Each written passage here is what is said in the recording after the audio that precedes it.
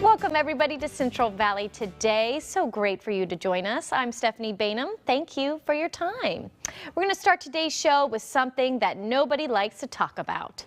Your significant other cheating on you. But let's face it, it can happen, and if you have some suspicions, we've got the man who can give you the answers that you need and want.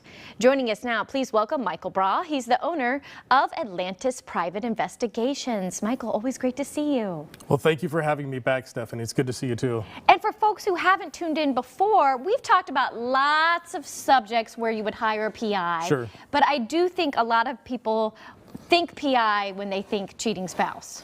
The cheating page on my website is actually the most visited by a long shot on all the pages on there. Yeah, but we do want to mention you have great services that you do, and we've talked about those. But today's focus is on a cheating spouse. Correct. So what is the call? What are the calls that you get?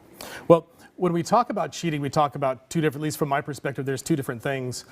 There's the classic infidelity case where you have a spouse or a partner who is seeing somebody else. And that typically is the traditional definition of cheater. But we've also seen a rise in cases that turn out really not to be infidelity, but happen to be more sex addiction cases.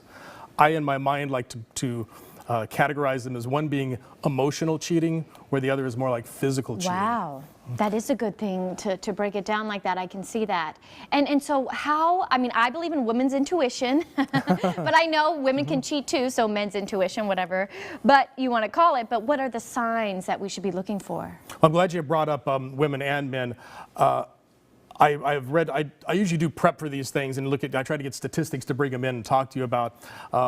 Statistically speaking, 85% of the time, women are correct when they think someone's cheating on them. Wow, 85%? 85% of the time. Wow. 65% of the time, it's going to be the man who thinks someone's cheating and being correct on it. So women have a better intuition. But there are some signs that we look through. I had a graphic put up just a few minutes ago. I call it, the dirty half dozen. Those are kind of the most important things. And some of them are obvious, like lack of intimacy with your partner. Some of them maybe not, but I want to point out a couple of them. The change in phone habits. When a partner starts to hide the phone, putting a code on there that wasn't there before, walking off into another room to use it, that could be a flag that you need to pay attention to. And of course, we're looking for changes in behavior. If they've always been like that, maybe not, but if there's a change in behavior, those are the things we want to look for.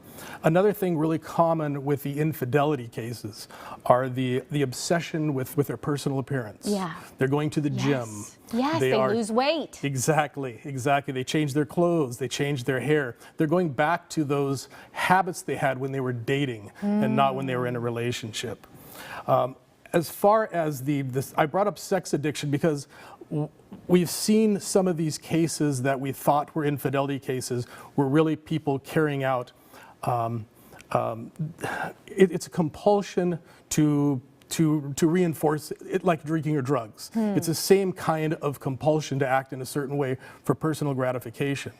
In those cases, we start to look for use of drugs and alcohol, an increase, or start using a drug where you hadn't seen it. And it ties in that same type of behavior.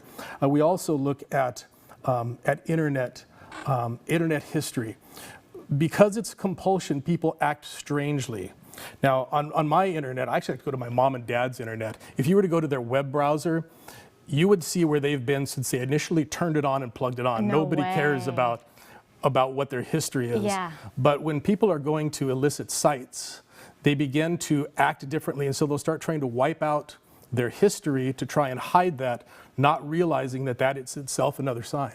And what do you mean by unavailability? How's that a sign? And this one tends to be more with the infidelity cases.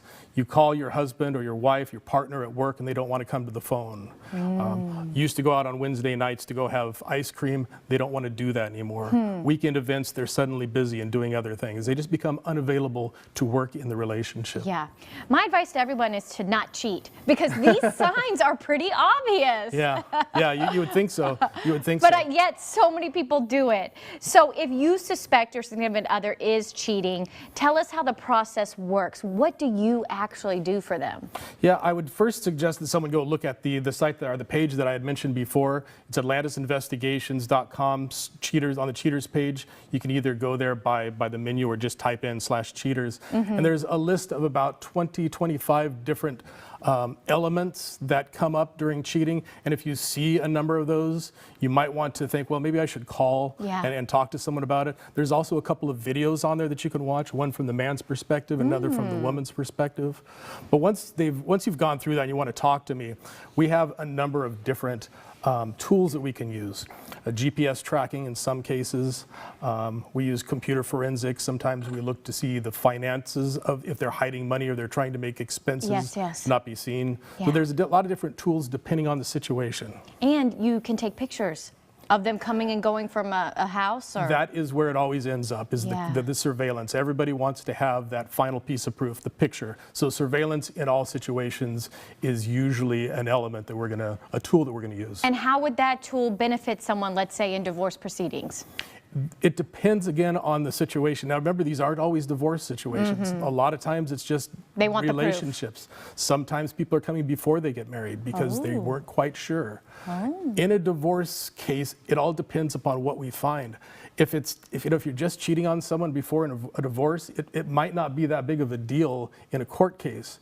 But if it's a sexual addiction and there's children involved, that could be really important. It's something that needs to get treated. Wow. Well, you are the expert, you are the pro, you know what to do. I know this is a sensitive subject, but it is one that exists, so I'm glad we're talking about it. What's the best way to get in touch with you? Phone call is always the best, I think, 559-478-8220. That's the office number. Talk to me for a few minutes about it and let me see if I can help you. When you come in, if you want to set up an appointment, come in. We'll provide an estimate. This is the one kind of, when I say this, I really mean it. Every case is different. What we can use and what we can do is going to be different in every case. So I'd like people to come in, let us give you an estimate, work with you on the costs. Well, you're so friendly, you and your team. I know you're going to take care of folks, especially when it's dealing with tricky situations like this. So atlantisinvestigations.com for more info. And thanks again, Michael, for your expertise. Oh, thanks for having me, Stephanie. Thank you.